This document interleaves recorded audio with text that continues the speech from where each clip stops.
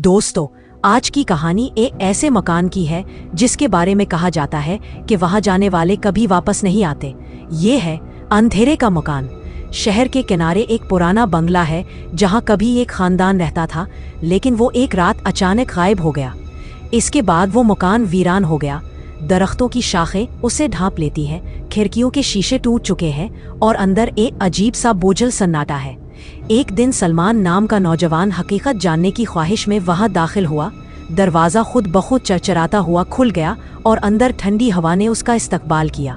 दीवारों पर पुरानी तस्वीरें थीं, मगर सबके चेहरे मिटे हुए थे, जैसे किसी ने जानबूझकर मिटा दिए हो। अचानक ऊपर से भागने की आवाज़ आई। वो डर तो गया, मगर तजस्सुस के हाथों जीना चढ़ गया। ऊपर एक दरवाज़ा जोर से बंद हुआ। उसने खोला तो एक खाली कमरा मिला, जिसके बीच में एक कुर्सी पर खून से लिखा था, ये सब खत्म नहीं हुआ। वो वापस जाने लगा, लेकिन एक बच्चे की हंसी गूंजने लगी। कैमरे में एक बच्ची की झलक आई और फौरन गायब हो गई। पूरे मकान में सरगोशियां गूंजने लगे।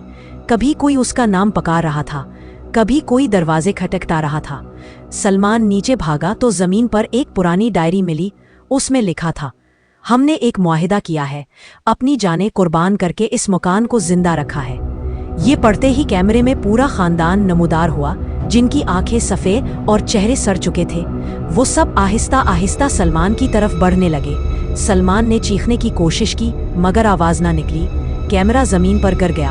वीडियो में सिर्फ साए हिलते नजर आए और फिर सब अंधेरे में डूब गया। आखिर में दीवार पर सिर्फ ये लिखा हुआ रह गया, अदरा शिकार तुम हो।